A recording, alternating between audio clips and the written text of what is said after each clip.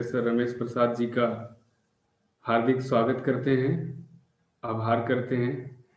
इस सर का पाली साहित्य में थेरवादी दर्शन इस श्रृंखला के अंतर्गत जो व्याख्यान माला चल रहा है उसका आज 8वां दिन है, आज आखिरी दिन है। आज सर जो व्याख्यान अपना प्रस्तुत करेंगे वो तीसरन, तिरतन, उपोषद, वत्सावास और पवारना के ऊपर सर का व्याख्यान रहेगा। और हम आप सभी श्रोता गण से ये निवेदन करते हैं कि आप सभी ध्यान से आचार्य जी का व्याख्यान सुने और जो भी प्रश्न हो आपके, वो आचार्य जी ने जो 7 दिन का जो इनका टॉपिक रहा है प्रतीत समुत्पाद से लेकर के तिलखन तक और कल ब्रह्म विहार तक, उससे संबंधित जो भी सवाल हो आप करेंगे, लिख के रखेंगे और आचार्य जी से आखिरी में सवाल अपने विषय से संबंधित ही करेंगे। अब हम आचार्य जी से निवेदन करते हैं कि वो अपने आज के व्याख्यान की शुरुआत करें। रमेश प्रसाद सर। मुकेश जी, हम थोड़ा सा बोलना चाहेंगे। हाँ जी जी जी। सर थोड़ा सा निवेदन करना चाहेंगे। आज अत्यंत प्रसन्नता के साथ ये सूचित करना चाहते हैं कि आज धम्म ध्वज दिवस है। बिल्कुल धम्मा फ्लैग डे है। तो ऐसे अवसर पर हम सभी धम्मोपासकों का, उपासिकाओं का को बहुत बहुत मंगल कामनाएं प्रेषित करते हैं। और आज जो ये कार्यक्रम चल रहा है हमारे इस प्लेटफॉर्म पर, इसमें प्रोफेसर रमेश प्रसाद सर का हम बहुत बहुत अभिनंदन करते हैं और आप सभी से निवेदन करते हैं कि कृपया आप अपनी प्रतिक्रियाओं से, प्रश्नों से अंत में हम सभी को अवगत कराए। आपको पर्याप्त समय दिया जाएगा आज के इस समापन सत्र के अवसर पर। अभी आचार्य जी अपना प्रवचन देंगे और उसके बाद में फिर जो है आपकी प्रतिक्रियाएं भी और आपके प्रश्न भी, आपकी जो है जिज्ञासाएं भी सादर समाहुत है। तो आज के इस कार्य व्याख्यान को आरंभ करने के लिए हम आदरणीय आचार्य जी से निवेदन करते हैं, कृपया वे अपना व्याख्यान प्रदान करने का कष्ट करें। धन्यवाद प्रफुल्ल जी। अनंत करुणा पय्यं तथागत मनुत्तरं वंदित्वा शीर्षा बुद्धं धम्मं साधु गणं पिच। आज मैं पुनः बदंताचार्य बुद्ध दत्त पाली संवर्धन संस्थान के प्रति आभार व्यक्त करता हूं, जिन्होंने मुझे आप सभी धम्म प्रेमियों के साथ मिलकर अपने विचारों का, भगवान बुद्ध के धम्म का, उनके वचनों का, उनकी वाणी का आदान प्रदान करने का अवसर प्रदान किया। विशेष रूप से प्रफुल्ल गढ़पाल जी और मुकेश मेहता जी को। जैसा कि अभी अभी प्रफुल्ल गढ़पाल जी ने बताया कि आज बौद्ध धम्म दिवस है। 8 जनवरी को हर वर्ष हम लोग बौद्ध धम्म दिवस के रूप में हम मनाते हैं। इस धम्म दिवस के अवसर पर आप सभी श्रोताओं का, इस लिंक से जुड़े हुए सभी पूज्य भंतेगण, उपासक उपासिकाओं का बहुत बहुत शुभकामनाएं व्यक्त करते हैं, बधाई देते हैं और तीरतन से यह मंगल कामना करते हैं कि धम्म ध्वज में जो 5 रंग है, जो नीला रंग है, जो शांति का प्रतीक है, वो आपके जीवन में शांति प्रदान करे। जो पीला रंग है, तेज का प्रतीक है, आप में तेजस्विता लाए। जो लाल रंग है शौर्य का प्रतीक है, आप शौर्यवान बने। सफेद रंग है जो शुद्धता का प्रतीक है, आप निर्मल बने। और जो केसरिया रंग है जो त्याग का प्रतीक है, आप जो गरीब, दलित, जो वंचित बहुजन समाज है, उनके प्रति आप त्याग की भावना रखें। इस धम्म दिवस को नमन करते हुए हम अब आज का व्याख्यान शुरू करते हैं। जैसा कि मुकेश मेहता जी ने बताया कि त्रिरत्न, त्रिशरण, उपोषथ, वत्सावास, पवारना, इन बिंदुओं पर हमें विचार व्यक्त करना है। पहले त्रिरत्न देखते हैं। त्रिरत्न माने तीन रत्न, थ्री जेम्स ऑफ बुद्धिज्म। तीन रत्न, तो वह तीन रत्न कौन से हैं बुद्ध धर्म के?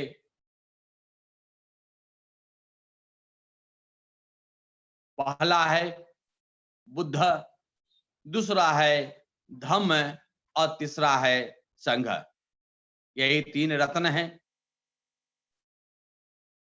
इन्हीं तीन रत्नों से हमारा कल्याण संभव है, हमारा हित संभव है और समाज को सुखमय बनाया जा सकता है। अब देखते हैं ये तीनों रत्न क्यों हैं और कैसे हैं।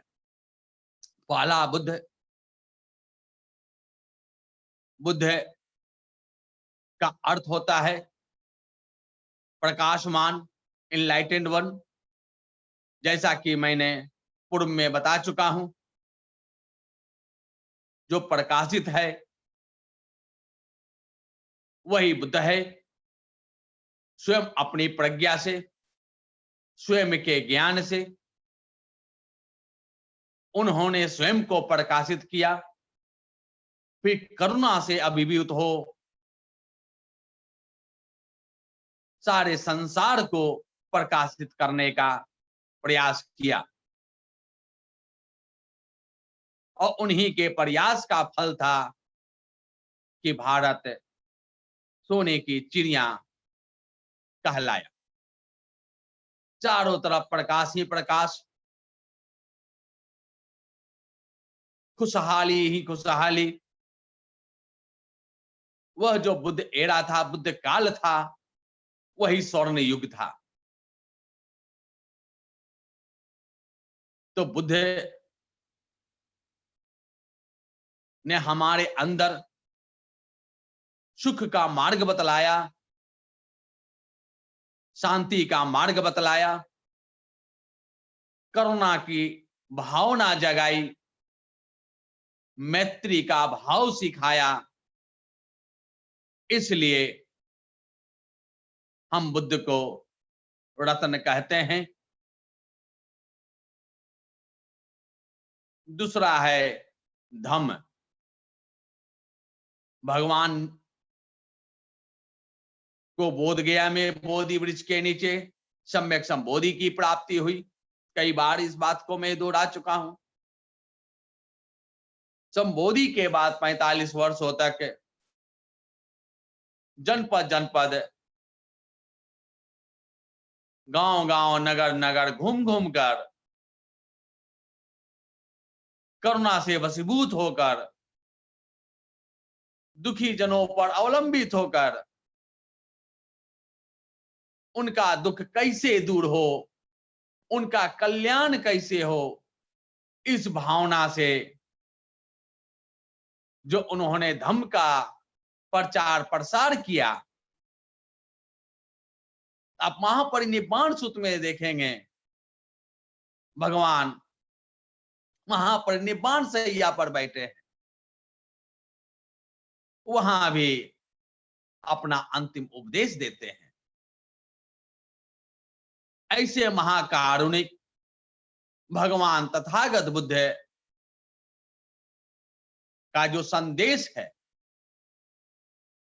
जो उन्होंने हमें आचरण सिखाया, और उस आचरण पर चलकर, उनके पद चिन्हों पर चलकर न केवल व्यक्ति का बल्कि पूरा समाज, राष्ट्र और विश्व का कल्याण संभव है। ऐसे जो धम्म भगवान बुद्ध के हैं, वही हमारा रत्न है, क्योंकि उस धम्म से ही कल्याण संभव है। और तीसरा जो है वह संघ है। भगवान बुद्ध ने सारनाथ में आकर पंचवर्गीय भिक्षुओं को जो प्रथम उपदेश दिया, जो धम्म चक्र परिवर्तन किया,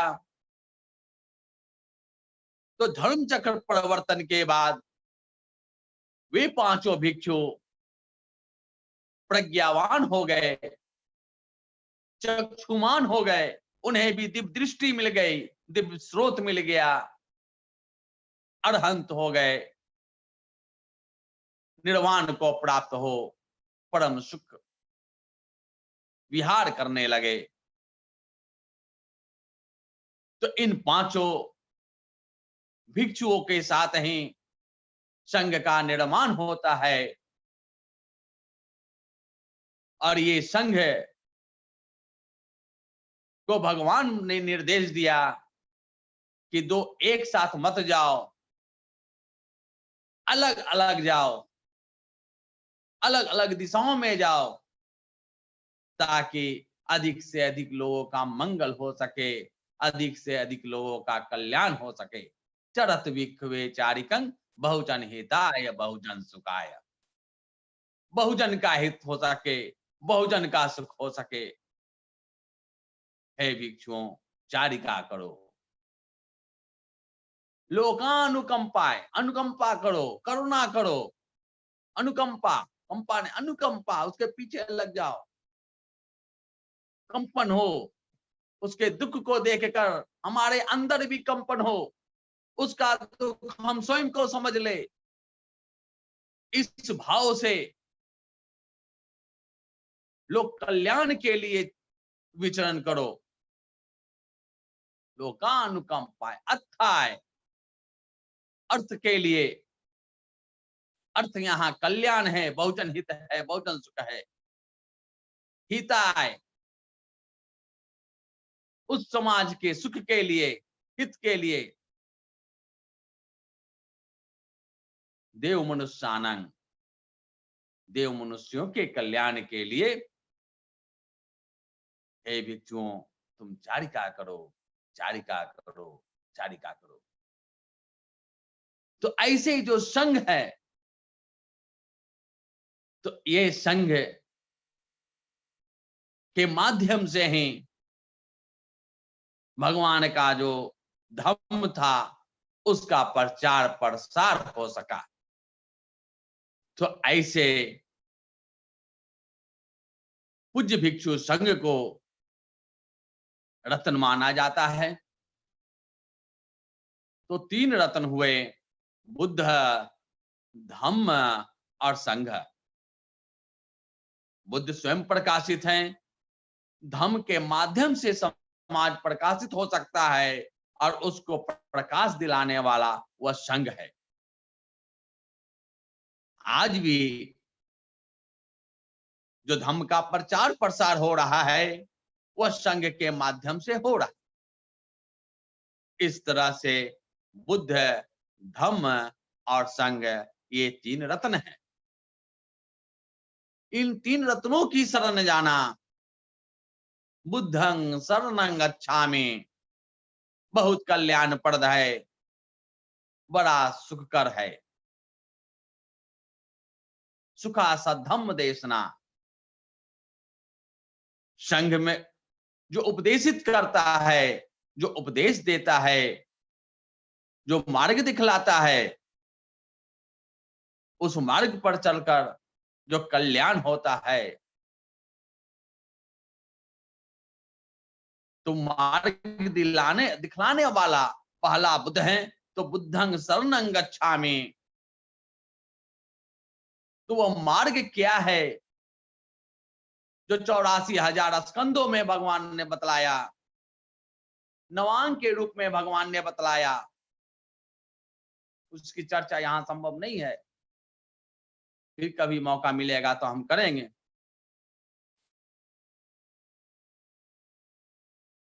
तो वो जो धम है भगवान के, जिसमें सबसे पॉपुलर त्रिपिटक के रूप में है विनय पिटक, सुत पिटक, अभिधम्म पिटक, सारे बुद्ध धम्म उसमें संग्रहित हैं। तो ऐसे धम्म की शरण जाना कल्याणकर है, सुखकर है। धम्मं शरणं गच्छामि। तीसरा जो शरण है, संघं शरणं गच्छामि। संघ की शरण जाता हूं, जो बुद्ध धर्म को चिरस्थायी बनाए हुए है, बुद्ध धर्म को बचा कर रखे हुए है। भगवान ने जो आज से 2500 वर्ष पूर्व जैसा कहा था, उसे एज इट इज सुरक्षित, संरक्षित, संग्रहित करके रखा है। उसका सारा दायित्व संघ पर ही है। उस संघ की शरण जाता हूं, संघं शरणं गच्छामि। इस तरह से बुद्ध की शरण, धम्म की शरण और संघ की शरण जाना त्रिशरण है। अब देखते हैं कि यह शरणागम जो है, शरण में जाना, जैसे हिंदू धर्म में देखते हैं कि शरण में अगर जाते हैं तो हम अपने आप को समर्पित कर देते हैं, पुण्य पाप सारा समर्पित कर दिया, अब आप समझो। बुद्ध ने ऐसा नहीं कहा ना। बुद्ध ने कहा तुम्हें ही कित्यं आतपं अखातारो तथागता। काम तुम्हें करना पड़ेगा।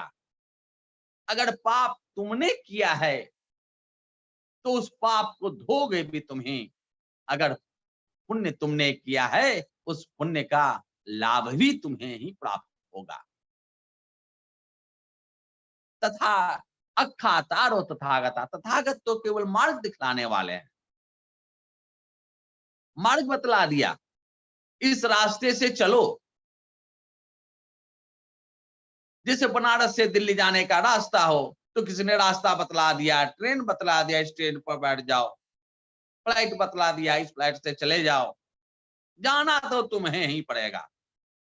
भगवान बुद्ध का कितना वैज्ञानिक, कितना व्यवहारिक उपदेश, किसी को उलझाया नहीं, किसी को मूर्ख बनाया नहीं, साफ साफ शब्दों में कहा गंदा तुमने किया है तो साफ भी तुम्हें ही करोगे। जन्मतः कोई व्यक्ति बुरा नहीं होता है, लेकिन जो जो वह बड़ा होता है उसके अंदर राग, द्वेष, क्रोध, मोह, अहंकार भरते जाते हैं और चित्त जो है दूषित हो जाता है, चित्त मलिन हो जाता है।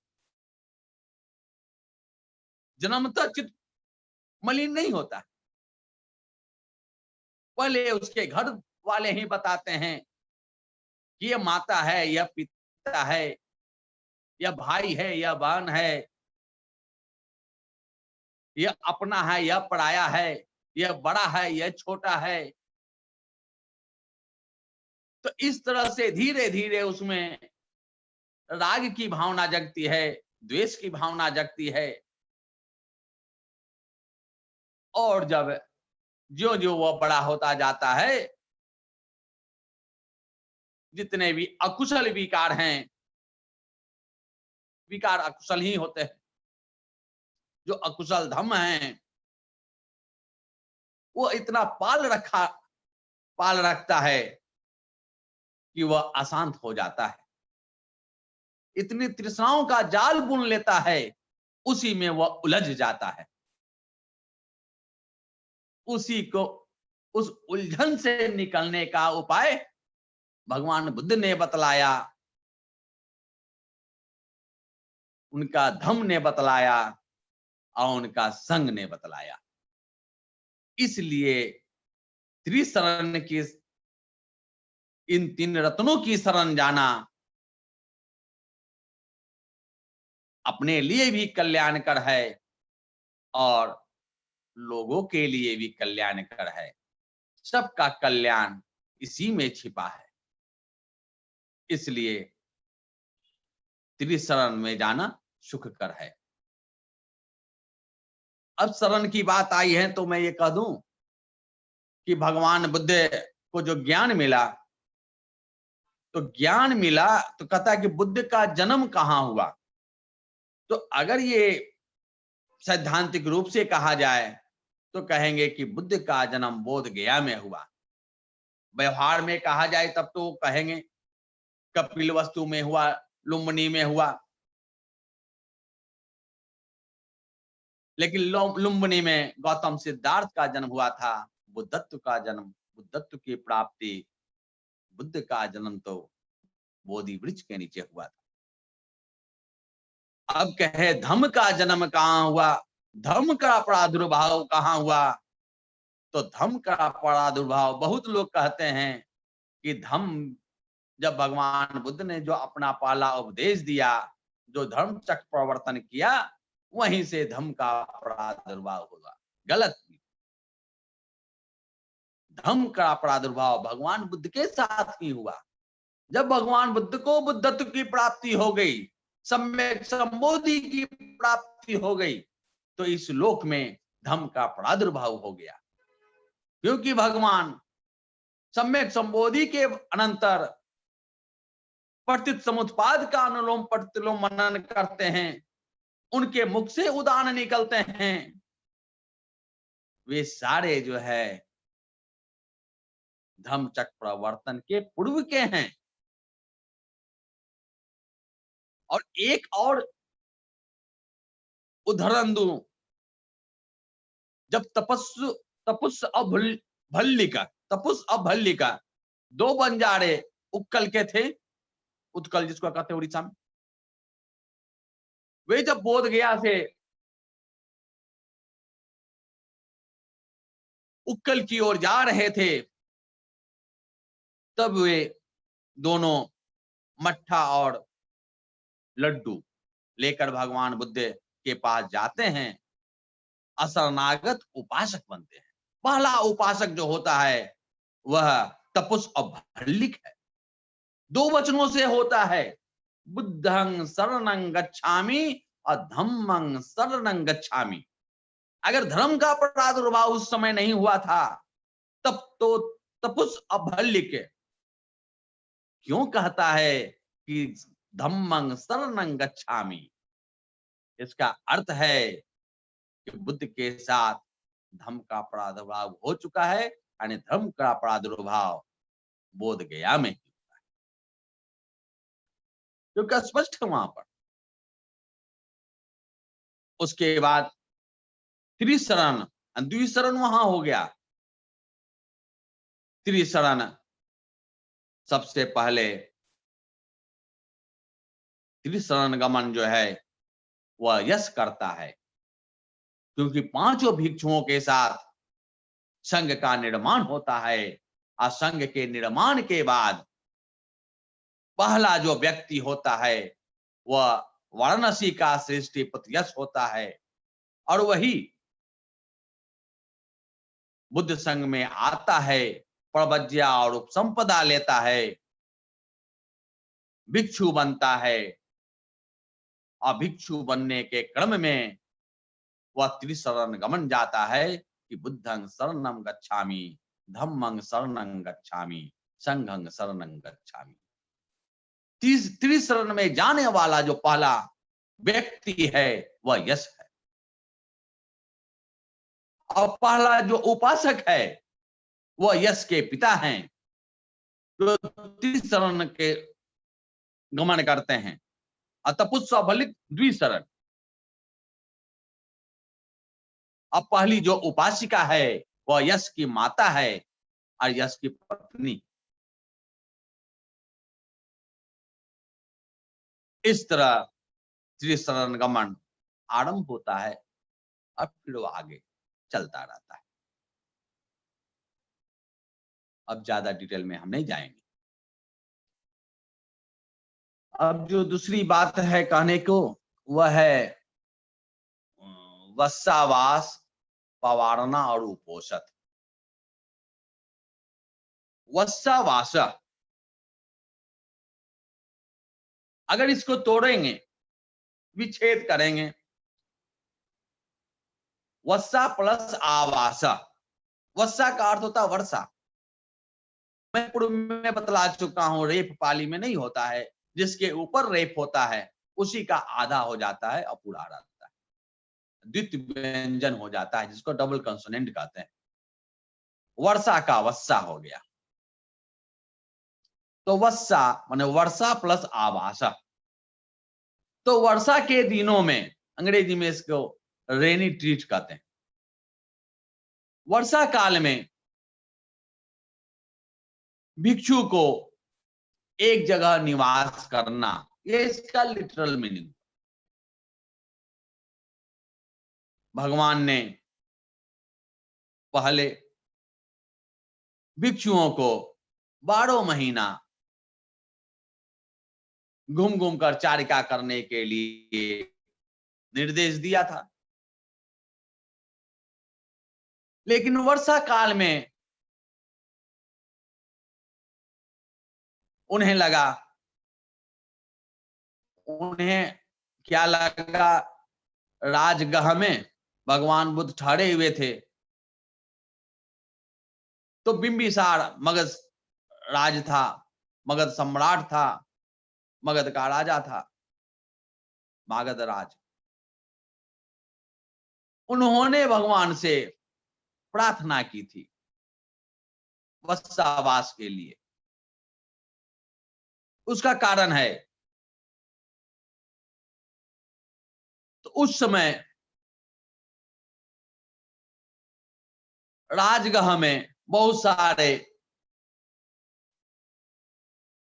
भिक्षु निवास कर रहे थे। वर्षा काल का समय था, चारिका के लिए भिक्षु जाते थे। जब जाते थे वहां पर खेतों के बीच में थोड़ा सा मेड़ रहता है, उसी के सहारे वो चलते थे। मिट्टी गीली थी तो कभी इधर गिर जाते थे, कभी उधर गिर जाते थे। फसलों की बर्बादी होती थी। कभी बचने के लिए नीचे ही चलने लगते थे, मेड़ से नीचे उतर जाते थे, फसलों की बर्बादी होती थी। तो उपासक, जो राजगृह के उपासक थे, जो गृहस्थ थे, उन्होंने राजा से विनती की। भगवान बुद्ध के पास आकर उन लोगों ने भी विनती की, जिसे बाद में बिंबिसार भी आकर प्रार्थना करते हैं कि भंते, जो भिक्षादान के लिए, भिक्षाटन के लिए भिक्षा पात्र लेकर भिक्षु जो विचरण करते हैं, चारिका करते हैं, अच्छा हो वो 3 मास के लिए जितने भी भिक्षु हैं वे एक जगह आवासित हो जाएं। एक क्षेत्र के जितने भिक्षु हैं, और उनके भोजन वस्त्र की व्यवस्था गृहस्थ लोग कर लिया करेंगे। भगवान का यह प्रस्ताव भी यह उचित लगा, व्यवहारिक भी था। तो 3 कारणों से भगवान ने वत्सावास आरंभ किया। पहला कारण हुआ, जो फसलों की बर्बादी होती थी उसे रोका जाए। दूसरा हुआ, जो वर्षा काल में कीड़े मकोड़े बिल से निकल जाते हैं, तो इनके पैर से जब विचारिका करते थे, पैर से दबकर मर जाते थे, कुछ घायल हो जाते थे, तो प्राणी हिंसा से बचे। तीसरा,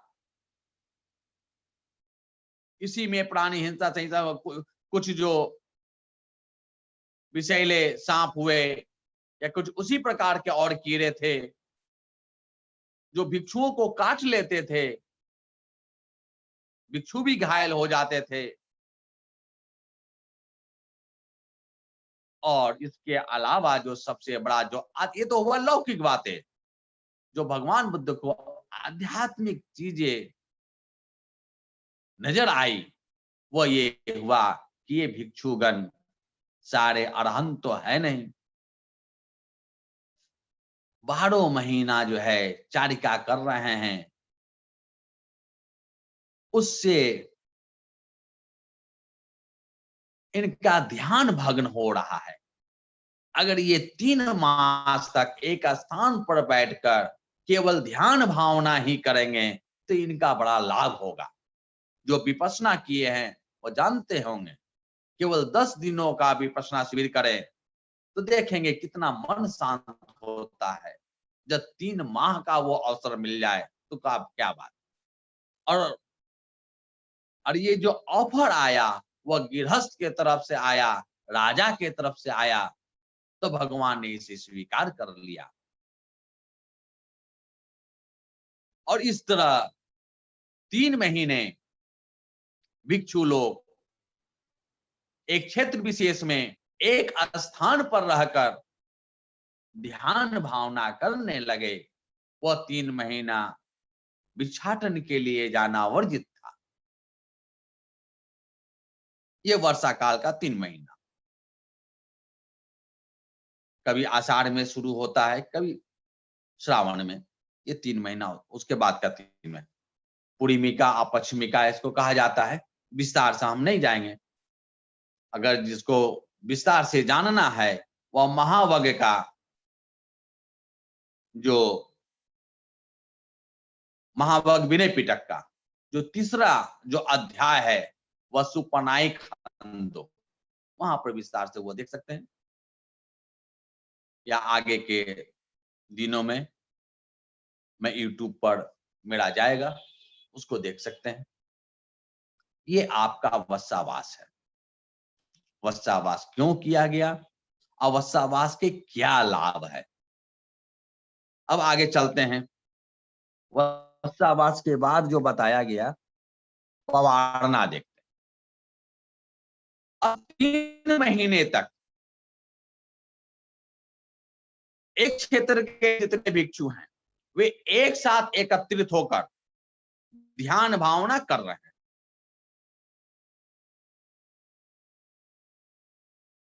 अब जितने भी भिक्षु हैं, जिस दिन वत्सावास टूट रहा है, तीसरा महीना खत्म हो रहा है, अंतिम दिन एक भिक्षु दूसरे भिक्षु से पूछता है, हमारे साथ आप 3 महीना रहे, हम में वो कौन सी कमी है जो मैं नहीं देख पा रहा हूं, क्योंकि कुछ कमियां स्वयं नहीं दिखती है लेकिन दूसरा कोई देख लेता है। तो वे कौन सी कमी है जिससे मैं अनुभव नहीं कर रहा हूं।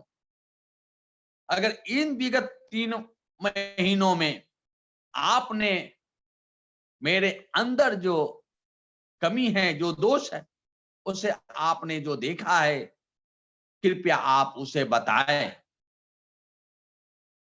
ताकि मैं उसका मार्जन कर सकूं, मैं अपने को परिशुद्ध कर सकूं। पवारना का अर्थ ही होता मार्जन करना, आमंत्रित करना। आमंत्रित करना, एक भिक्षु दूसरे भिक्षु को आमंत्रित कर रहा है, ये पूछने के लिए कि हम में कौन सी कमी है, उसे आप बतलाएं ताकि मैं उन कमियों को दूर कर सकूं। क्योंकि मैं जो भिक्षु बना हूं उसका उद्देश्य तो निर्वाण प्राप्त करना है। अगर हमारे अंदर वह विकार है, अगर वह दोष है, तो कृपया आप बताएं, ताकि उन दोषों से हम मुक्त हो सके। यह केवल बौद्ध धर्म में ही यह है, जो अपनी कमी को दूसरे से पूछना, उसको स्वीकार करना और फिर उसे दूर करने का प्रयास करना, यही भगवान बुद्ध के धम्म की खूबी है। कहीं और धर्म में नहीं मिलेगा।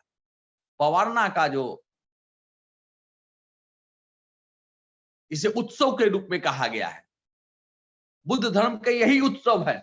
वत्सावास उत्सव है, पवारना उत्सव है, उपोषित उत्सव है, पर्व है। उत्सव के रूप में देखना है, स्वयं का कल्याण करना है।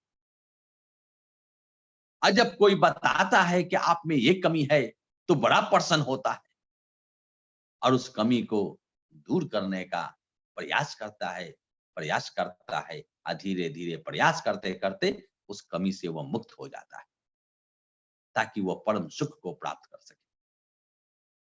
यही पवारना है, जो वत्सावास के अंतिम दिन होता है। अब देखते हैं अगला, उपोषित है। उपोषित में दो पद है, उप और वसत है। उप का अर्थ निकट होता है, वसत का अर्थ निवास करना होता है।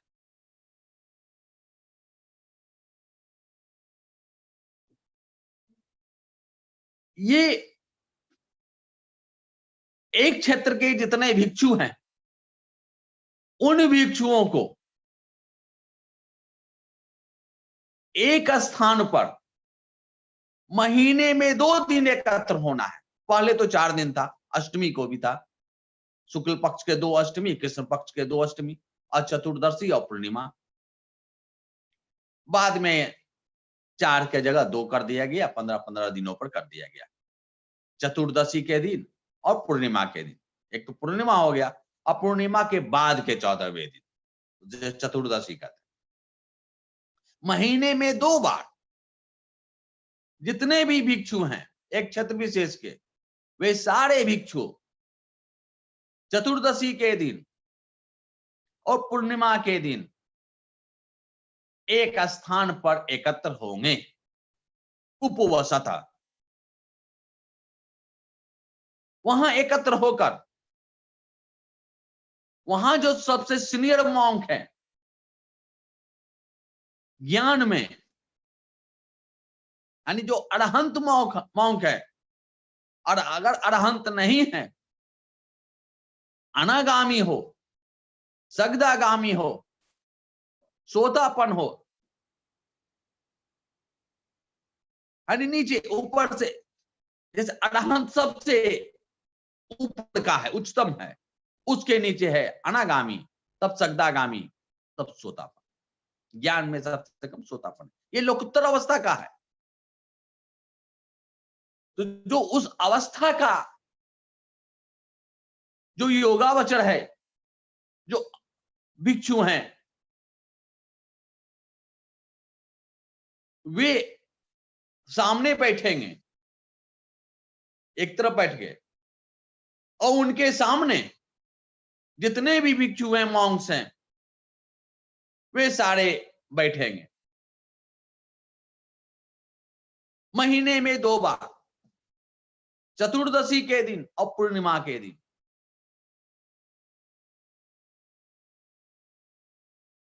अब यहां पर उपोषित का पाठ किया जाता है।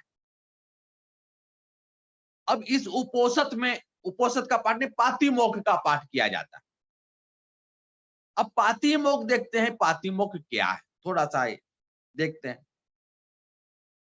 कल संभवतः किसी ने पूछा था कि श्रामणेर के लिए 10 नियम हैं, तो भिक्षुओं के लिए कितने नियम हैं? तो मैंने कहा था भिक्षुओं के लिए 227 नियम है। जो भगवान ने भिक्षुओं के लिए 227 नियम जो उन्होंने प्रज्ञप्त किया है, जो बतलाया है और निर्देशित किया है कि इन 227 नियमों को तुमको जीवन में पालन करना है, उन 227 नियम ही कलेक्टिवली पातिमोक्ष कहे जाते हैं। पातिमोक्ष कहा गया, पातिमोक्षंति शिक्षापद शीलं, वही शिक्षापद शील है, शिक्षाप्रद है, वही शील उसका है भिक्षुओं का। पातिमोक्ष में सनवरो, पातिमोक्ष सनवरोति। आगे शील के आगे जाएंगे तो पातिमोक्ष सनवर शील एक है। तो कहा गया जो संयम होना है, काय से संयमित होना है, वचन से संयमित होना है, मन से संयमित होना है, यह जो संयमन है यही पातिमोक्ष है, जो हमें 227 नियमों में उल्लिखित है। उन 227 नियमों का जब हम पालन करेंगे तो हम काय से संयमित हो जाएंगे, वचन से संयमित हो जाएंगे और मन से संयमित हो जाएंगे।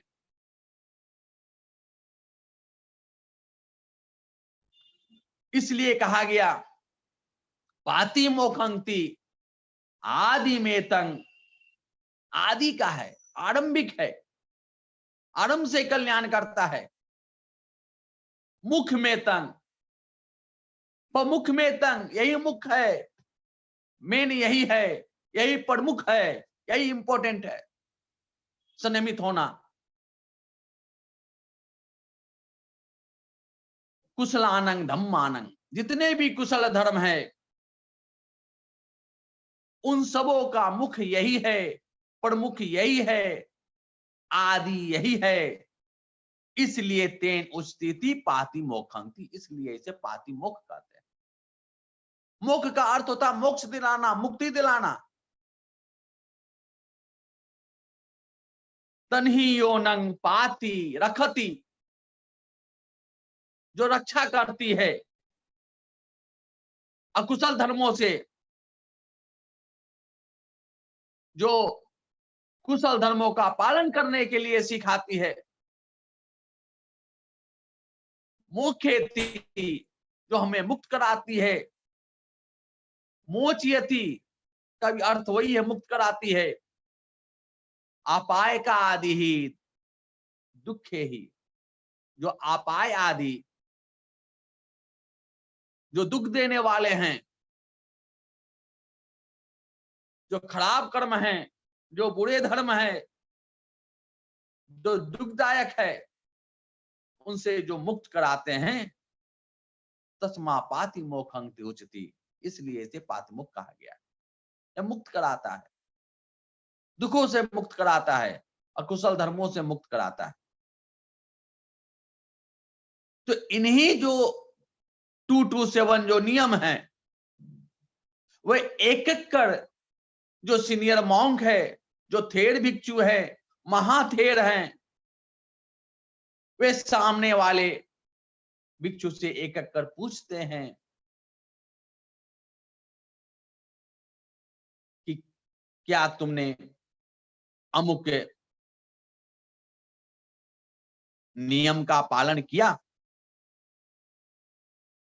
अगर किया तो वह चुप रहता है।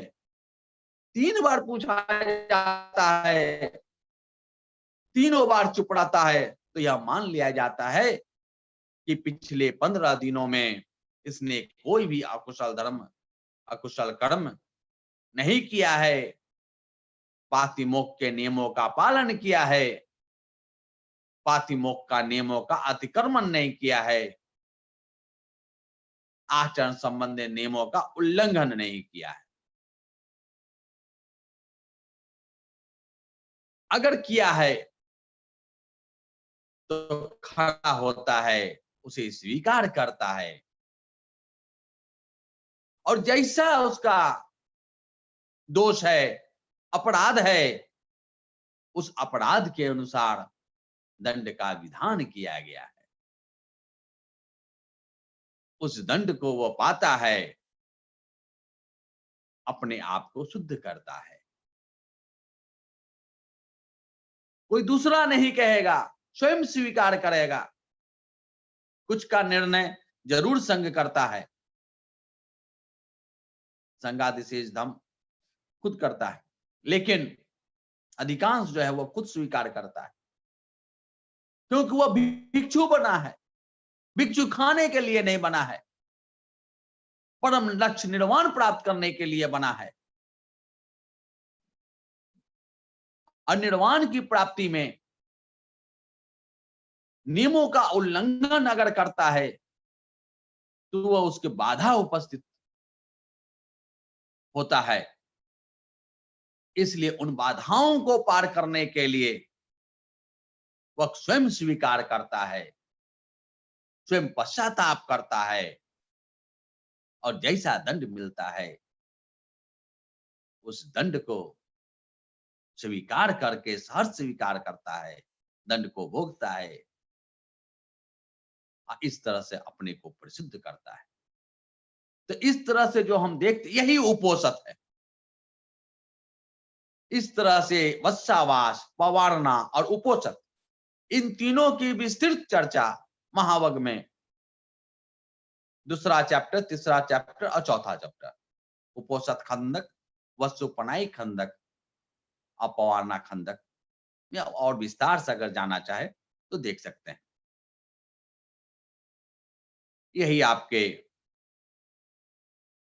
भगवान बुद्ध के पर्व त्योहार हैं, यही उत्सव का है, यही तीन। और इस तरह से हमने भगवान बुद्ध के धम्म को देखा पिछले 8 दिनों से। भगवान बुद्ध का जो धम्म है वह आचरण प्रधान है। उन्होंने स्पष्ट रूप से कहा, यथा ही एकेन चक्केन रथस न जायते गति एवं पटपत्ति विकलं पर्यत्ति न सिद्ध्यति।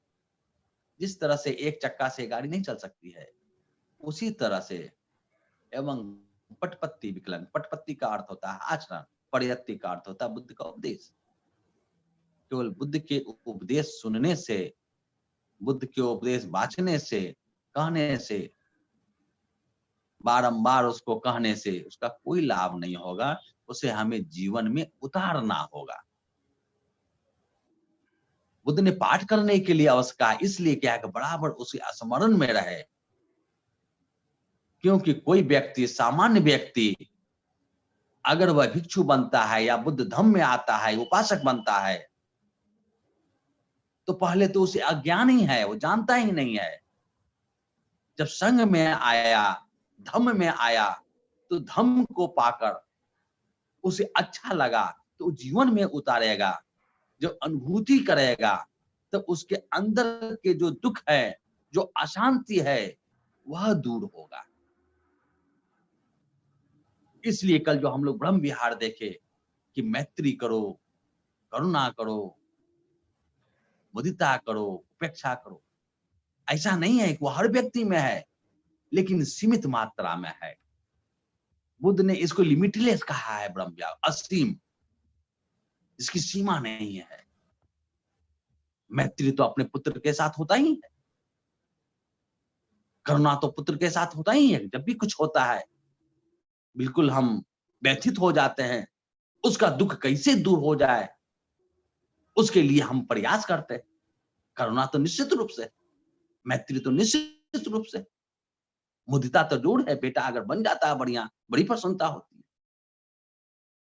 लेकिन यह भाव केवल घर परिवार तक सीमित ना रहे,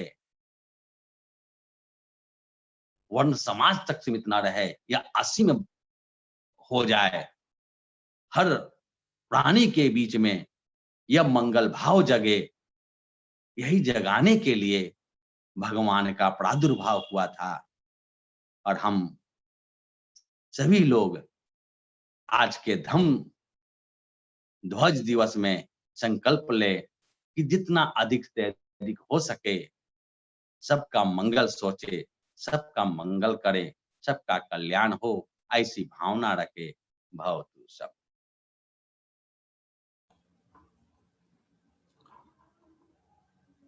बहुत बहुत साधुवाद।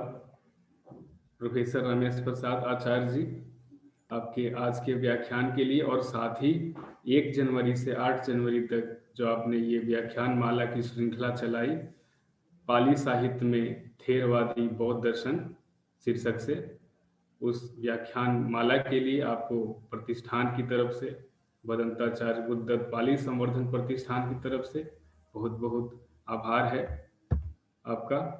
और आप सभी सुधीजन श्रोतागण 1 तारीख से लेकर के 8 तारीख तक आज तक हमसे जुड़े रहे। सर का जो 8वां लेक्चर हुआ आपने बड़े ही ध्यानपूर्वक सुना। पहला दिन बुद्ध चरित हुआ, दूसरा दिन प्रतीत समुत्पात, फिर 4 आर्य सत्य, उसके बाद आर्य अष्टांगिक मार्ग, शील समाधि प्रज्ञा, त्रिलक्षण, और कल ब्रह्म विहार, और आज सर ने त्रिरतन, त्रिशरण, वत्सावास, पवारना, उपोषद और पातिमोक्ष के ऊपर अपना व्याख्यान दिया। तो इन विषयों से संबंधित आपकी कोई भी जिज्ञासा हो, कोई भी प्रश्न हो, तो अभी आप कर सकते हैं। और साथ ही इन 8 दिनों में आप हमारे साथ जुड़े रहे सर के व्याख्यान माला के साथ, तो आपका क्या अनुभव रहा, आपको कैसा लगा, और कुछ अपने सुझाव हो, कुछ बात करने हो, तो अपना फीडबैक भी दे सकते हैं। आपका स्वागत है जी। शीतल मिश्राम मैम, आप अनम्यूट करें और अपनी बात कहें। प्रणाम आचार्य प्रसाद सर। सर नमो बुद्धाय। मेरा एक सवाल है, आपने उपोषद के बारे में भिक्षुओं के लिए जो नियम या जिस तरह से उनकी दिनचर्या होनी चाहिए उस पे जो ये किया विवरण किया। मेरा प्रश्न है कि गृहस्थों के लिए उपोषद किस तरह करना चाहिए, इसके ऊपर आप कुछ मार्गदर्शन करेंगे सर? रमेश प्रसाद सर, आप अनम्यूट कर लें। रमेश प्रसाद सर जी। गृहस्थों के लिए पंचशील का पालन करना है। जैसे हिंसा नहीं करेंगे, क्योंकि जब गृहस्थ हैं तब आपका वत्सावास की कोई बात ही नहीं आती है। आप घर में रहें, बिल्कुल भगवान का जो उपदेश रहा बिल्कुल व्यवहारिक रहा कि आप घर में रहें। घर में रहकर, जैसे कबीर देखें, रहीम देखें, सब घर में ही रहकर निर्वाण को प्राप्त हुए। तो घर में रहे, लेकिन जैसे कमल कहते हैं ना, कमल कीचड़ में रहता है लेकिन उससे अलग रहता है, उसी से खिलता है, उसमें आप रहें, लेकिन उससे आप घिरे नहीं, उससे आप बाहर रहें। यानी हिंसा नहीं करेंगे, बराबर ध्यान में रखेंगे। मन से भी हिंसा नहीं होनी चाहिए। वाणी और काय तो कर अलग बात है, मन से अगर विचार आता है तो तत्काल उसको रोके कि नहीं, हमारे लिए ये कल्याणकारक नहीं है, दूसरे के लिए छोड़े। स्वयं को देखे, या हमारे लिए ये कल्याणकारक नहीं है, हम अशांत हो रहे हैं, हमारे अंदर क्रोध की भावना जग रही है। अदिन्ना दाना, चोरी का भाव ना लावें। तो चोरी का भाव का मतलब ये नहीं है कि किसी दूसरे का केवल चुरा ही ले। जहां जो काम सौंपा गया है उस काम से निष्ठा पूर्वक करें, ईमानदारी पूर्वक करें। अगर मान लिया ऑफिस का काम कर रहे हैं, आपको ऑफिस से जो पैसा मिल रहा है वह कार्य करने के लिए मिल रहा है, अब उसमें सुविधा शुल्क लेने लगे तो वह चोरी है। तो उसी तरह से व्यभिचार किसी के प्रति, किसी अन्य महिला के प्रति, पत्नी के अलावा मन में बुरा भाव न जगे, झूठ न बोले, निंदा न करे, कठोर वचन न बोले, व्यर्थ की बातें न करे और नशा न करे। इस तरह इसका हमेशा मन में ध्यान रखना, यही जो है उपासक के लिए भगवान ने बताया है। अगर समाधि में जाना चाहते हैं तो विपश्यना ध्यान करें, तो यह और पुष्ट होगा। जब विपश्यना ध्यान करेंगे तो यह आपको अनुभूति होगी। जो हम इन पचड़ों में पड़ते हैं, गलत काम में संलग्न होते हैं, उसका कोई लाभ नहीं है। एक दिन चले जाना है, खाने के लिए जरूर भोजन चाहिए, तो उतना तो भोजन मिलता ही है, लेकिन उससे व्यक्ति का मन नहीं भरता है। मन भरना चाहिए। संतोषम परमं सुखम, संतुष्टि परमं धनम, भगवान ने कहा है। तो उपासकों के लिए संतुष्टि जो है बहुत जरूरी है, संतोष करना बहुत जरूरी है। संतोष रहे, आप पंचशील का पालन करे, यही उसका उपोषद है, यही उसका जो है पातिमोक्ष का पालन है।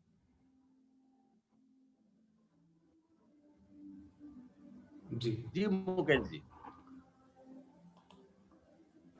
बहुत बहुत जी धन्यवाद आचार्य जी।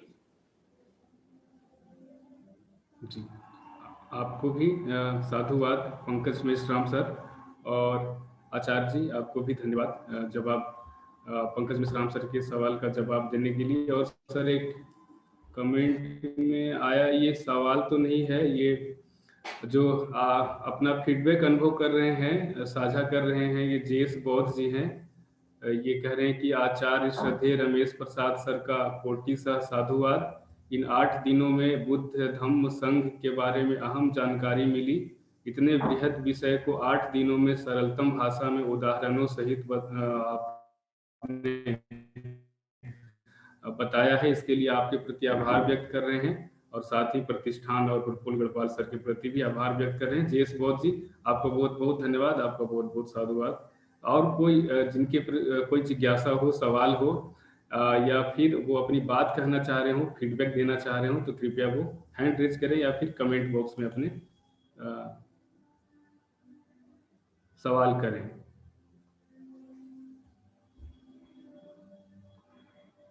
जब तक कोई आगे का सवाल आता है तब तक सर एक आप सवाल कल का अगर ले सकते हैं, तो कल समय अभाव के कारण नहीं ले पाए थे, नहीं उसको लिया गया था। तो वो कल एक माधुरी डोंगरे मैम है, उन्होंने पूछा था कि संसार और निब्बान, ये दो कॉन्सेप्ट है, भव और निब्बान।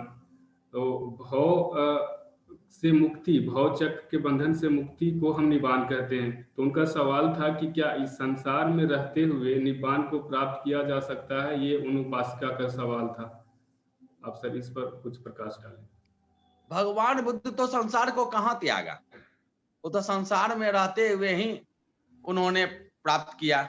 निर्वाण को देख लें, निर्वाण 2 प्रकार के हैं। निर्वाण में हमने थोड़ा सा बतलाया था कि नी और वान का अर्थ तृष्णा है, और तृष्णा के कारण ही दुख होता है, 4 आर्षत में बतलाया। तो नी का अर्थ अभाव होता है, नहीं होता है। जहां तृष्णा नहीं है, जहां तृष्णा का अभाव नहीं है, तो ये भी देखा था कि सहस्रं पियन दुखं पी सहस्रं अनथि पियन दुखं पी नथि। तो जितनी तृष्णा है उतना दुख है। अगर धीरे धीरे हम तृष्णाओं को हटा देंगे तो दुख भी हमारा हट जाएगा। तो दुख हमारा जब समाप्त हो जाएगा तो वह जो अवस्था है तो वह परम सुख का है, तो वही परम सुख निर्वाण है। तो इस संसार में रहते हुए अपना कर्म करते हुए निष्काम कर्म करें, निष्काम कर, क्योंकि हमारा जो पिछला जितना भी जीवन है उसमें हमने कुशल अकुशल सारे कर्म किया, जिसके कारण हमारा यह लोक मिला। जरूर निश्चित रूप से हमारा अच्छा कर्म रहा होगा, जिसके कारण हम मनुष्य योनि पाए हैं। अब इस योनि में हम कैसा कर्म करेंगे वैसा हमारा अगला जन्म होगा। तो हम अगला जन्म नहीं चाहते हैं, हम मुक्त होना चाहते हैं, तो मुक्त होने के लिए निर्वाण जरूरी है। तो निर्वाण जो है 2 प्रकार के हैं, स उपाधि शेष निर्वाण और अनुपाधि शेष निर्वाण, जिसको निरुपाधि शेष निर्वाण भी कहते हैं। और स उपाधि शेष निर्वाण जो हुआ, स प्लस उपाधि प्लस शेष। उपाधि का मतलब है यहाँ पंचस्कंध, स का अर्थ होता है 7। जैसे कहते हैं सपरिवार आइए, परिवार के साथ आइए, तो स का अर्थ होता है 7। तो स उपाधि शेष का अर्थ हुआ कि अभी जो पंच स्कंद है, रूप वेदना संज्ञा संस्कार और विज्ञान, यही मनुष्य है, इसको हम लोग पढ़ चुके हैं। तो यही जो पंच स्कंद है, पंच स्कंद बचा हुआ है शेष में, स उपाधि शेष में बचा हुआ है। अभी वो पंच स्कंद गया नहीं है, खत्म नहीं हुआ। यानी जीवित अवस्था में जो निर्वाण मिलता है वही सौपाधि शेष निर्वाण है, जो भगवान को बोध गया में बोधि वृक्ष के नीचे प्राप्त हुआ, वह सौपाधि शेष निर्वाण हुआ। जो पंचवर्गीय भिक्षु को सारनाथ में, इसी पतन मिगदाऊ में जो प्राप्त हुआ, वह सौपाधि शेष निर्वाण हुआ। अब उस निर्वाण तो प्राप्त हो गया, अब वह दुख से मुक्त हो गए। अब उनके अंदर तृष्णा नहीं है। जब तृष्णा नहीं है तो केवल सुख ही सुख है। अब सुख सुख वो विचार, वो अपना विहार कर रहे हैं। जब तक वो चल रहा है उसमें भी वो आसक्ति नहीं है, ना राग रग पैदा कर रहे हैं ना द्वेष पैदा कर रहे हैं। हम और जिए, इनके ये नहीं है कि हम और जिए। जब तक चल रहा है, जैसे वृक्ष में पका हुआ आम है, आम जब पककर वो गिर जाए, अब उसमें वो छेड़छाड़ नहीं कर रहे हैं, अपना वो धम्म का प्रचार कर रहे हैं। तो जो भगवान ने जो 45 वर्षों तक धम्म का उपदेश किया, ये जो 45 वर्षों तक की जो अवस्था रही, वह 100 उपाधि शेष की रही।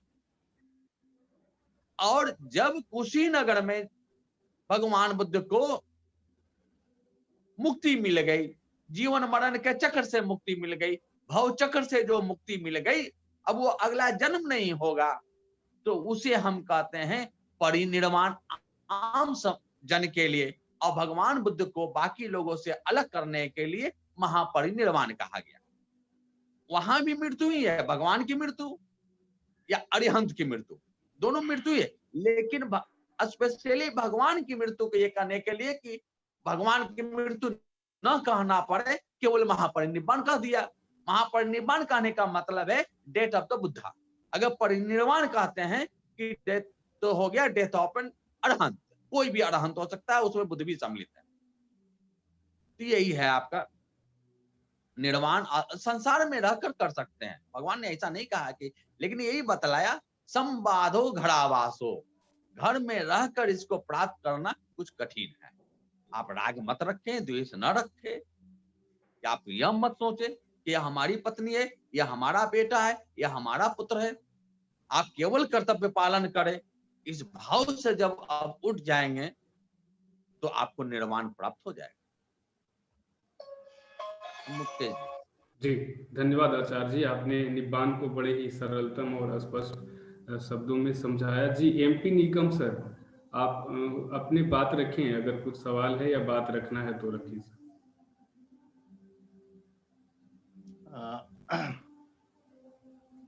आचार्य रमेश प्रसाद जी, आचार्य प्रफुल्ल गढ़पाल सर, मुकेश मेहता सर, और आज के इस कार्यक्रम में जुड़े सभी उपासक उपासिका को नमो बुद्धाय। मेरा कोई सवाल तो नहीं, कोई प्रश्न नहीं पूछना चाहता हूं, लेकिन इस पूरे 8 दिन की जो श्रृंखला चल रही थी, उसके लिए जो मेरे जो कुछ कृतज्ञ भाव है उसे मैं व्यक्त करना चाहता हूं। आज हमारे लिए बहुत ही महत्वपूर्ण दिन है। आज बौद्ध धम्म ध्वज दिन है, और इस उपलक्ष्य में भी मैं सभी को मेरी तरफ से हार्दिक मंगल कामनाएं व्यक्त करता हूं। और पाली साहित्य में थेरवादी बौद्ध दर्शन की यह जो गत 8 दिन से जो श्रृंखला चलाई जा रही थी, इसका जो आज का जो समापन दिन है, हम सब धम्मानुरागी उपासक उपासिकाएं, हम लोगों का जरूर कर्म विपाक अच्छा होगा, जो भदंताचार्य बुद्धदत्त पाली संवर्धन प्रतिष्ठान की ओर से हमें लगातार बार बार यह अवसर प्राप्त हो रहा है कि बौद्ध धम्म के प्रतिष्ठित जाने माने विद्वान आचार्यों के द्वारा हमें धम्म लाभ हो रहा है, और यह निरंतर मिल रहा है। धम्म लाभ हमें निरंतर मिल रहा है। धम्म के प्रति काया वाचा मन से हम सभी धम्म अनुरागियों में एक प्रकार की जागृति निर्माण हो रही है, और इस जागृति के कारण ही धम्म के मार्ग पर चलने के लिए हमें एक मार्गदर्शन मिल रहा है, एक गाइडलाइन मिल रही है। इसलिए मैं हमारे जो आदरणीय आचार्य गढ़पाल सर, मुकेश मेहता जी और इस कार्यक्रम से संबंधित सभी सदस्यों का दिल से, तहे दिल से बहुत बहुत आभार व्यक्त करता हूं, और यह अभिलाषा भी रखता हूं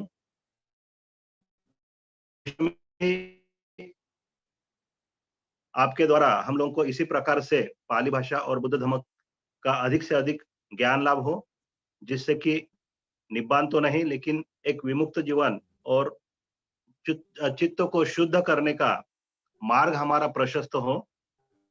और खास करके आज के समारोह समारंभ में या समारोह व्याख्यान में जो गत 8 दिन से हमारे आदरणीय आचार्य रमेश प्रसाद जी द्वारा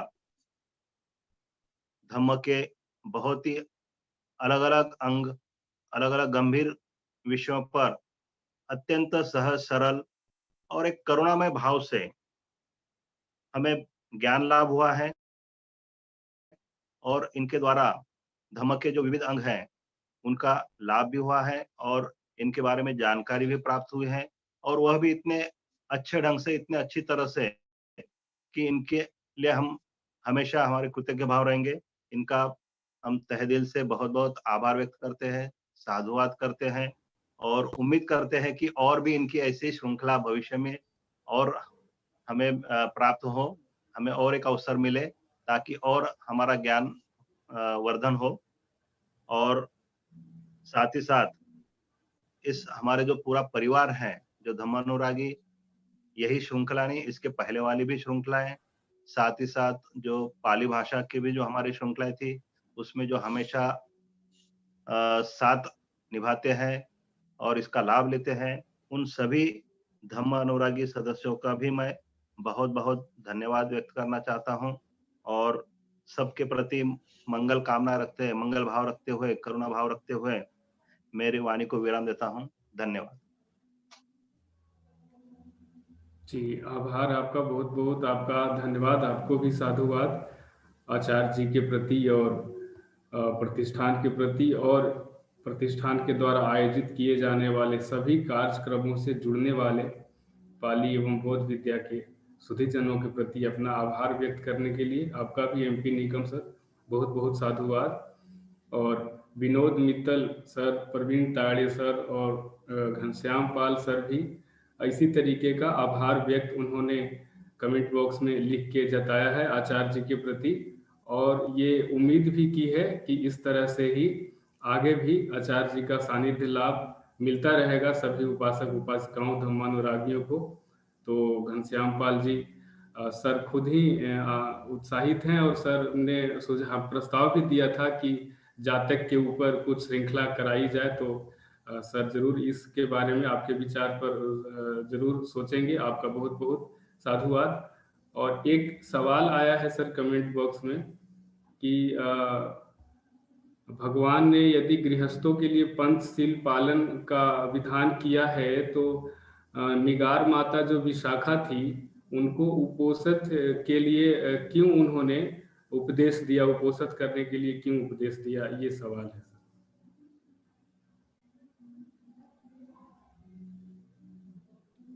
अब कोई और आगे, मैंने जो कहा पूर्व में कहा कि जो सील जब हम लोग देख रहे थे, एक सील होता है कि आम गृहस्थ जिसको पंचशील कहा गया कि आम गृहस्थ आम उपासक के लिए पंचशील है, लेकिन जो स्पिरिचुअली अपने आप को ऊपर ले जाना चाहता है, आध्यात्मिक उत्थान चाहता है स्वयं को, उसके लिए जो है अठशील है और भी है जितना वो करना चाहे।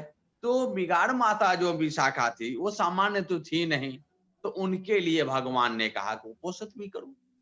वो सभी जो करना चाहे वो तो अच्छी बातें हैं, खराब बातें तो है नहीं, जितना तक निप सके उतना। लेकिन मूलभूत जो बातें हैं अगर ये 5 कर ले तो उसका आध्यात्मिक विकास निश्चित रूप से होगा। जी धन्यवाद आचार्य जी। और किन्हीं का कोई सवाल है, कोई जिज्ञासा है या फिर फीडबैक देनी है, कुछ बात कहनी हो तो आप कहें, फिर हम समापन की ओर चलेंगे आगे।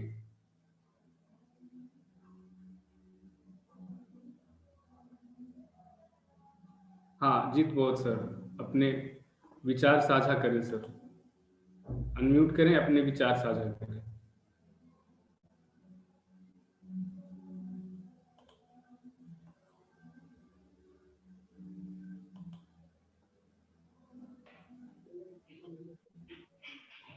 नमो बुद्धाय सभी को, आचार्य जी को और जितने भी भिक्षुगण जुड़े हुए हैं उन सभी को मेरा वंदना।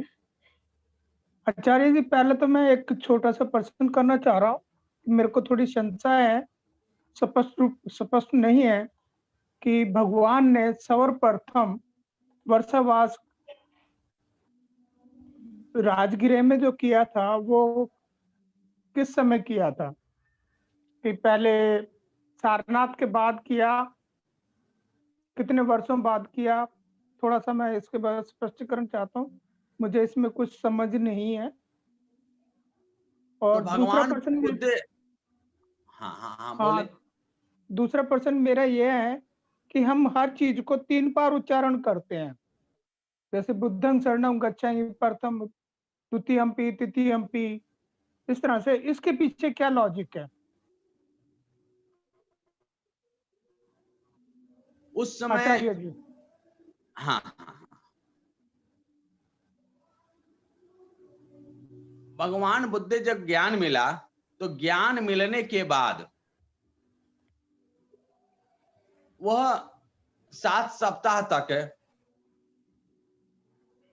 बोध गया में भिन्न भिन्न वृक्षों के नीचे, आप पढ़े होंगे महावग में, बोधि वृक्ष, रायातन वृक्ष, मिलिंद वृक्ष, अजपाल गुरु, तो विभिन्न वृक्षों के नीचे जो है विमुक्ति सुख का आनंद लेते रहे। फिर उपदेश करने के लिए वह वाराणसी आते हैं, और वाराणसी आ करके वो उपदेश करते हैं, क्योंकि भगवान का जो ज्ञान प्राप्त हुआ वह वैशाख पूर्णिमा के दिन हुआ, जो अप्रैल मई है। और यहाँ पर पंचवर्गीय भिक्षु और 61 कुल जो 61 हो गए थे बुद्ध को मिलाकर, पहले पंचवर्गीय भिक्षु आए, फिर यश आए, फिर यश के 4 मित्र आए, फिर उसके बाद यश के 50 और मित्र आए। इस तरह से मिलकर भगवान बुद्ध और 60 और, ये जो हो गए 61। तो भगवान ने सबको कहा कि भाई शरद भी को अलग अलग जाओ, देशेत भिक्खवे धम्मं आदि कल्याणं मध्य कल्याणं पर्युषान कल्याणं, कहा कि आदि के कल्याण के लिए, मध्य के कल्याण के लिए और पर्युषान के कल्याण के लिए, यानी शील का पालन करो, समाधि का अभ्यास करो, प्रज्ञा का भावना सबको सिखाओ, इसके लिए है आप अलग अलग विचरण करो। तो भगवान भी फिर चले गए वहां। तो भगवान ने जो है वह जो आपका सवाल था धर्मचक्र प्रवर्तन के बाद किया, धर्म प्रवर्तन का पहले कैसे करेंगे? नहीं, मेरा सवाल ये नहीं। हुआ, फिर 7 सप्ताह तक वहां रहे, फिर वो आ गए यहाँ। नहीं, मेरा सवाल ये है दूसरा जो सवाल आपका है, नहीं सर, मेरा प्रथम जो हाँ। जो वर्षावास है सारनाथ के पश्चात कितने वर्षों के बाद किया? मतलब पहले प्रथम जो उन्होंने वर्षावास किया वो कितने वर्षों के बाद किया? सारनाथ के बाद अगले वर्ष किया या उसी वर्ष किया? क्योंकि पहला आषाढ़ में वर्षावास तो उन्होंने यहाँ किया, उस दूसरा वर्षावास तो राजगीर में ही है। मतलब पहला भगवान का सारनाथ है, दूसरा वहां पहला राजगढ़ में ही है। हाँ, यहाँ असल उनका एरिया तो बहुत बना नहीं था अभी भिक्षुओं का, तो अभी वो राजगढ़ और सारनाथ यही दो उनका जो है क्षेत्र था, तो आगे उनका क्षेत्र बना नहीं था। तो धीरे धीरे राजगढ़ में ही जो है जब ये होते हैं जटिल, जो 1000 जटिलों को जो उपदेश करते हैं, तो उसके बाद का ये है राजगृह में सर। गया काश्यप, हाँ, नदी काश्यप, गया काश्यप और रुवेल काश्यप, ये जो 1000 भिक्षु है, तो उनसे बुद्ध का जो है धर्म प्रचार बहुत तेजी से बढ़ता है। मतलब हम ये राजगृह का दूसरा मान के चले? हाँ, बिल्कुल। हाँ ठीक है, धन्यवाद सर आपका। और दूसरा शब्द मेरा प्रश्न ये था कि 3 बार जो उच्चारण करते हैं, बुद्धं शरणं गच्छामि, धम्मं शरणं गच्छामि, फिर द्वितीयम्पि बुद्धं शरणं और तृतीयम्पि बुद्धं शरणं, और नमो तस्सो भी 3 बार, इस तरह से, उसके पीछे क्या लॉजिक है?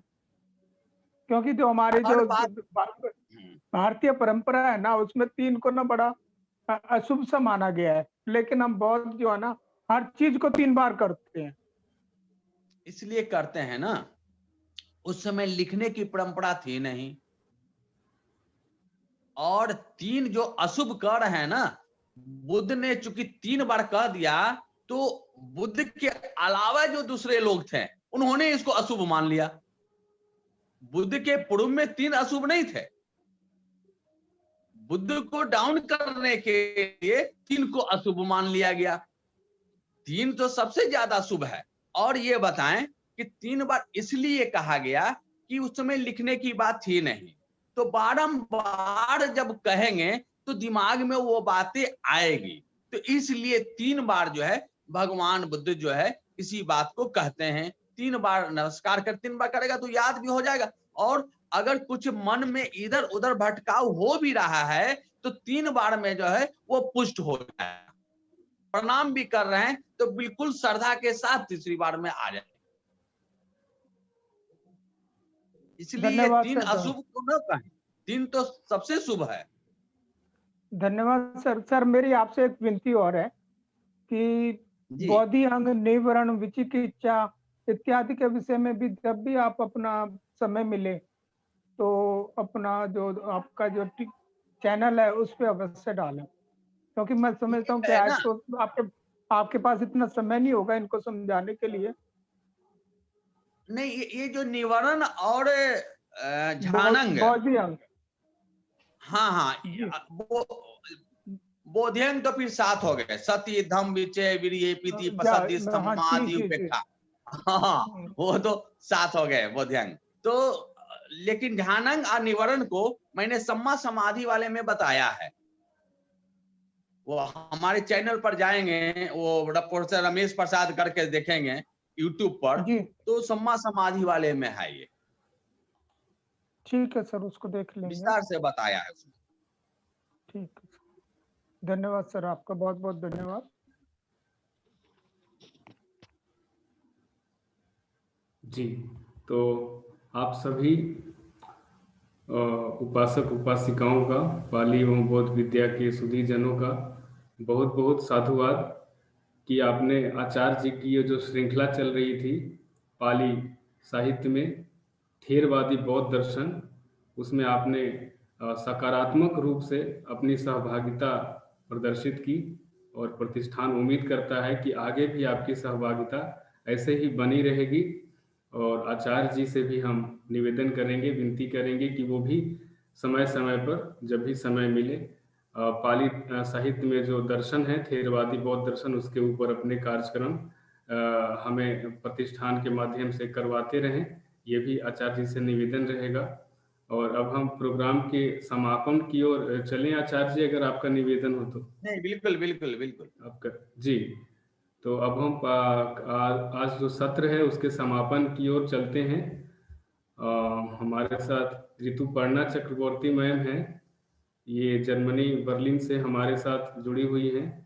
मैम पाली शिक्षण अध्ययनशाला जब चल रहा था हमारा, तभी से हमारे साथ जुड़ी हुई हैं और लगातार हर वेबिनार सेमिनार में और जितने भी श्रृंखलाएं चलती है सब में मैम रहती हैं और बुद्ध धर्म के संवर्धन में, प्रचार प्रसार में ये भी अपने स्तर पर लगी हुई है, अपना योगदान जितना भी हो सकता है वो दे रही हैं। तो मैम से जी, आरजे भंडारे सर, आपका कोई प्रश्न है, कुछ बात कहनी हो तो जल्दी से आप ही कह लें, फिर हम धन्यवाद ज्ञापन की ओर चलेंगे। अनम्यूट करें भंडारी सर। और मैम अनम्यूट करें और अपनी बात कहें मैम। जी सर, जय भीम सर। हाँ, अभी जो सर की बात चल रही थी कि हम 3 बार बुद्धं शरणं गच्छामि, धम्मं शरणं गच्छामि, संघं शरणं गच्छामि, ऐसे 3 बार क्यों कहते हैं? तो आवाज आ रहा है सर? हेलो? जी जी मैम, आ रही है मैम, आवाज आ रही है आपकी, स्पष्ट है। हाँ, तो मैं माफी चाहती हूँ कि मैं जो मुझे पता है वो मैं आपको बताना चाहती हूँ, मगर कितना सही है कितना बराबर है मुझे पता नहीं है, फिर भी ये मैं क्लियर करना चाहती हूँ कि जैसे बुद्धं शरणं गच्छामि, धम्मं शरणं गच्छामि, संघं शरणं गच्छामि, ऐसे 3 बार बोला जाता है। तो ये हुआ 9 टाइम हुआ है।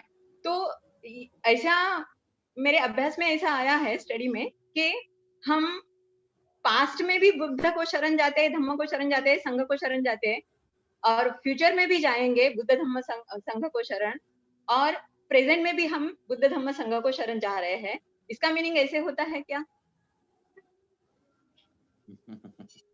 व्याख्या की बात है मैडम, आप 3 बार है जो तो मेरी 3 कालों की नॉलेज बात है।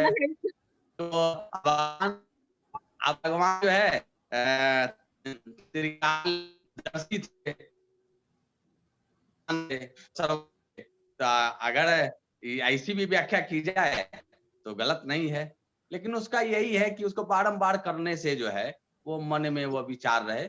लेकिन मैडम ठीक है, गलत नहीं है, ठीक, अच्छा है, स्वागत करते हैं, अच्छा है। Thank you sorry sir. नहीं, साधुवाद मैम, आपका भी बहुत बहुत अपनी बात रखने के लिए। और अब ऋतुपर्णा चक्रवर्ती मैम से निवेदन करेंगे कि आए और हमारे आचार्य जी के प्रति और सभी जो हमारे साथ जुड़े हुए थे उनके प्रति धन्यवाद अपना प्रेषित करें। ऋतुपर्णा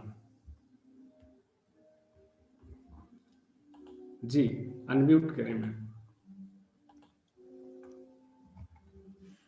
नमस्ते आचार्य जी, मैं ऋतुपर्णा जर्मनी से। मेरी आवाज सुनाई दे रही है ना? जी मैम। सुनाई दे रही है। हाँ, नमस्ते आचार्य जी। तो ये जो पहले 1 जनवरी से लेके 8 जनवरी तक का जो 8 दिवसीय कार्यक्रम जो आपने इतने अच्छे से हमें मार्गदर्शन दिया, पाली साहित्य में थेरवादी बौद्ध दर्शन जो हम लोग हमारे जैसे लोग जिनको पाली साहित्य के बारे में ज्यादा कुछ पता नहीं है, हमारे जैसे लोगों को आपने इतने सरल भाषा में इतना मेत्ता, इतना करुणा के साथ आपने हमें इतना समझाया, इतने अच्छे से सारा कॉन्सेप्ट क्लियर किया। इसके लिए आपको बहुत बहुत धन्यवाद, बहुत बहुत साधुवाद है। और आज आपने जो त्रिरत्न के बारे में समझाया, जो बुद्ध, धम्म और संघ, जो सबसे पहले शायद धम्मचक्र प्रवर्तन सुत्त में पाया जाता है। फिर आपने हमें त्रिरत्न शरण के बारे में आपने हमें समझाया, फिर वर्षावास, उसके पीछे प्रैक्टिकल रीजंस और वर्षावास का क्या लाभ था, और उपोसत मतलब कि निकट निवास करना, जो पतिमोक्ष में उल्लेख किया हुआ है, इसके बारे में आपने हमें इतने अच्छे से समझाया कि पंचशील और 8 शील का पालन करते हुए हम अपने जीवन में आगे कैसे बढ़ पाए। इसके लिए आपको बहुत बहुत धन्यवाद। और जो पहले 7 दिन, पिछले 7 दिन का जो आपने कार्यक्रम, ये 7 दिन का आपने बताया हमें, सबसे पहले आपने बुद्धचर्या से आपने शुरू करा, बुद्ध काल के जीवन की घटनाएं, उनके जन्म से लेके चारिका से लेके कुशीनगर में महापरिनिब्बान तक की घटनाएं। फिर सेकंड डे आपने प्रतित्य समुपाद के बारे में आपने बताया कि 12 अंग है, और तृष्णा का अंग, कैसे हम लोग तृष्णा के अंग से पूरे भव चक्र को तोड़ सकते हैं अपने 5 स्कंध से तृष्णा को हटा के। और तीसरे दिन आपने 4 आर्य सत्य के बारे में बताया कि दुख है, दुख का कारण है, दुख समुदय, दुख का निवारण है, और अष्टांगिक मार्ग से दुख का निवारण किया जा सकता है। फिर उसके नेक्स्ट दिन आपने आर्य अष्टांगिक मार्ग के बारे में बताया कि हमारे रोज की जिंदगी में इस मार्ग को अपना के हम लोग कैसे अपने जीवन को आगे बढ़ा पाए, कैसे अपने जीवन में हम अष्टांगिक मार्ग को उतार पाए। और शील समाधि प्रज्ञा, उसके नेक्स्ट दिन आपने जो बताया कि ये 3 कैसे एक दूसरे के सहायक हो सकते हैं। ये 3 ये अष्टांगिक मार्ग ये इन तीनों में डिवाइडेड है, वो आपने हमें समझाया कि कैसे इस मार्ग पे चले। और त्रिलक्षण जो है अनित्य भाव, उसको कैसे समझ पाए हम लोग अपने जीवन में, दुख भाव और अनात्म भाव। इसमें आपने कॉन्सेप्ट भी क्लियर करा कि आत्मा, जो हिंदू धर्म में आत्मा को बोलते हैं, और विपाक, इसमें डिफरेंस क्या है। और ब्रह्म विहार कल का जो पाठ था कि मैत्री, करुणा, मुदिता, उपेक्षा को सीमित, जो हमारे जीवन में जो ये सीमित है, उससे असीमित मात्रा तक हम लोग कैसे ले जा पाए और इसका लाभ उठा पाए।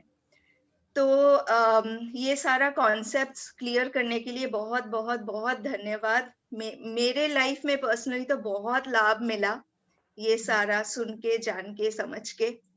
और इसके अलावा प्रफुल्ल गढ़पाल जी को बहुत बहुत धन्यवाद कि आप हमारे सामने, लास्ट ईयर भी मेरा ईयर एंड बहुत अच्छा गया 2020, और मेरा नया साल भी बहुत अच्छे से शुरू हुआ इन श्रृंखलाओं के लिए। और मुकेश मेहता जी, आपको तो बहुत धन्यवाद, आप इतने धैर्य से, मृदु भाषा से आपने इस प्रोग्राम को कंडक्ट करा, तो उसके लिए धन्यवाद। और आचार्य जी, आप में तो इतनी करुणा है, आपने हमारे सवालों का इतने अच्छे से आपने समझाया, सारा कॉन्सेप्ट्स क्लियर करा, प्लस आप में इतनी करुणा है कि आपने अपना YouTube चैनल भी निकाला कि हम लोग इससे हमेशा जुड़े रहे, रिपीट कर करके देख पाए, समझ पाए। तो मेरे जैसे लोग, जो लोग बहुत दूर रहते हैं, या फिर जैसे मैं महीनों महीनों तक लॉकडाउन में हूँ जर्मनी में, तो मेरे जैसे लोग इतने दूर से भी लाभ उठा पा रहे हैं, तो इसके लिए बहुत धन्यवाद। और सारे उपासक, उपासिका, सारे और सभी जितने भी लोग जुड़े हुए हैं, आप लोगों को बहुत बहुत धन्यवाद। धन्यवाद मैडम, धन्यवाद। बहुत बहुत साधुवाद आपका, धन्यवाद मैम आपका भी, आप जुड़ी रही है।